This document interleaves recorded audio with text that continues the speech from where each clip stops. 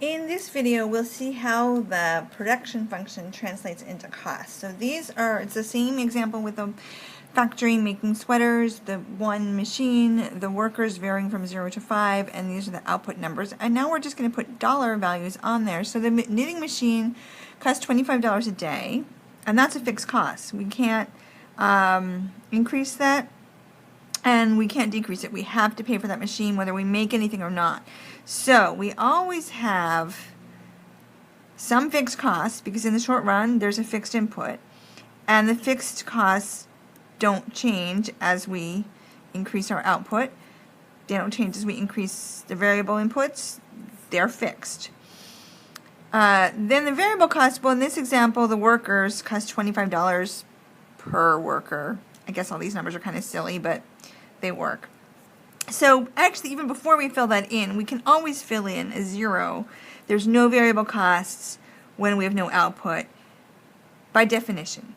Okay, so variable inputs are the things that can increase and decrease. So when there's 0, there's 0. There's no cost there when there's no variable output. If there was something there, if there was something that we're still paying for, when we don't have any output, it would not be a variable cost. It should be in the fixed cost column. So we always have a zero variable cost because we are not paying for any we're not paying for any variable inputs here. And then our variable cost is going up, $25 per worker. So the fixed cost is the cost of the fixed input. It is constant throughout, even at 0. The variable cost is the cost of the variable input, which is labor. It is 0 at 0 variable inputs, and then it goes up as the variable input goes up. And from that, we can do everything else. I mean, again, these aren't numbers that you could make up or figure out. You would need to be given these. But once we have these, we can find every other number. So total cost is fixed cost plus variable cost. Okay, and everything's repeated here, but so at 0, total cost and fixed cost are the same because our variable cost is 0. Otherwise, we have these numbers here. And then these marginal cost, average fixed cost, average variable cost, and average total cost, these are per unit of output. So this has been going up, the output has been going up unevenly, right? 4, 6, 3, 2, and 1. This is total cost. This is all going sort of by the worker. But we're switching because all of these things are defined by unit of output. So the marginal cost, well, the first thing is, just like with marginal utility, we don't have anything at 0 because nothing's changed. But the marginal cost is the cost of producing one more unit.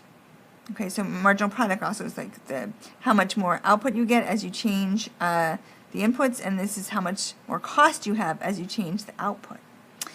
So our costs have gone up by 25, and our output went up by 4, so it's 6.25. Then our output went up by 25 again, but our output went up by 6, so it's 4.17, 4.16. Again, a change of 25. Now we divide it by a change of 3. A change of 25 divided by a change of 2, 12.5, and then 25. So those are our marginal costs.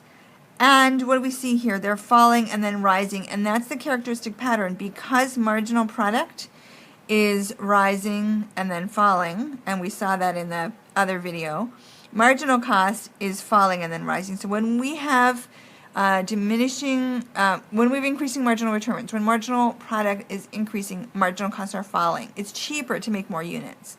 But when we hit diminishing marginal returns, when it becomes more and more, when it's harder and harder to make more units, it also becomes more expensive.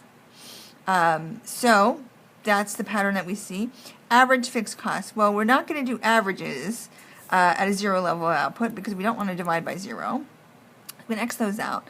So average fixed cost, well, it's 25 divided by the output is 6.25. 25 divided by 10, 2.5. 1.92, 1.67, 1.56. So what do we see here? Average fixed cost is always falling. All right, because we're taking the exact same number, the fixed cost, 25, we're dividing it by a larger and larger number, which is the output going up. Average variable cost divided by output. So it's 6.25, then we 50 divided by 10 is 5. 75 divided by 13.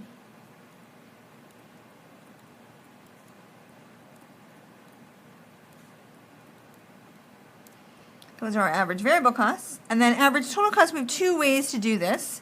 We can either take total cost and divide it by output, like we've done to get these averages. Or we can add up average fixed cost and average variable cost, just like fixed cost plus variable cost is total cost. Average fixed cost plus average variable cost equals average total cost. We're going to get the same number either way. 12.5, I guess I'll add these. 7.5, 7.69, 8.33, and 9.38. So that's, just some definitions and calculations on costs, and hopefully you can see how they relate to marginal product. And let me know if you have questions.